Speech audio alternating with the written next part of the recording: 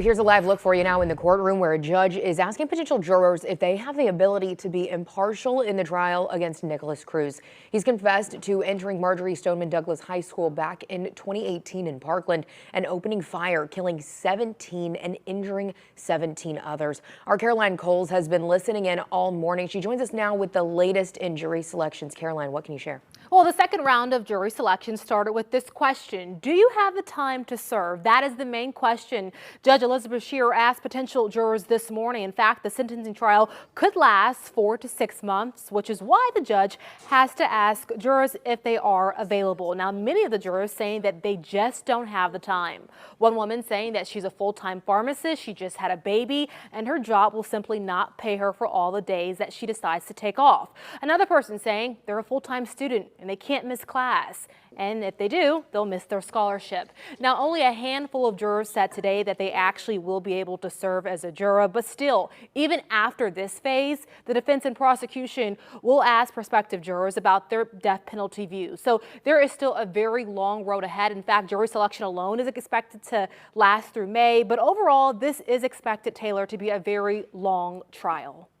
A long road ahead indeed. Caroline, thank you. Of course, the options for that jury will be the death penalty or life in prison without the possibility of parole for Nikolas Cruz. Our Josie Carbonari joining us live now. And Josie, you spoke with an attorney who is not involved in this case, but about the difficulty of finding jurors for such a high-profile case.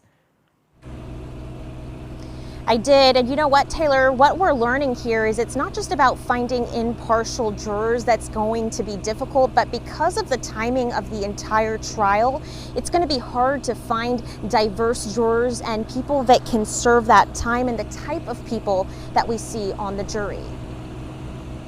Mark Shiner, Palm Beach County-based defense attorney, has worked hundreds of trials, many of them high profile. He says the expected length of the Nikolas Cruz trial, which is scheduled to start May 31st and last through September, will make it hard to come up with a diverse group of 12 jurors and up to 8 alternates needed. Extremely unusual in a state court proceeding. I've never seen a case take that long for a phase 2. It's normally a couple of days, a week, 2 weeks at the most. I don't know how the average person is going to devote 4 to 6 months of their life on this case. So the prosecutors better get it right if they really are seeking the death penalty. He believes we'll likely see lots of state workers and retired people making up the jury.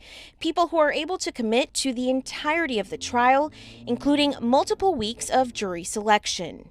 It's pretty hard to not have heard about this case. On the other hand, former prosecutor and NSU law professor Mark Dobson explains that being familiar with the case isn't an automatic disqualification, but strong beliefs on the death penalty are. Whether any of the prospective jurors say, under no circumstances could I vote for a verdict of death. What they're trying to do is find people with as open a mind as a human being possibly could have in a case like this. And jury selection will continue tomorrow as well. Reporting from West Palm Beach, I'm Josie Carbonari, WPBF 25 News.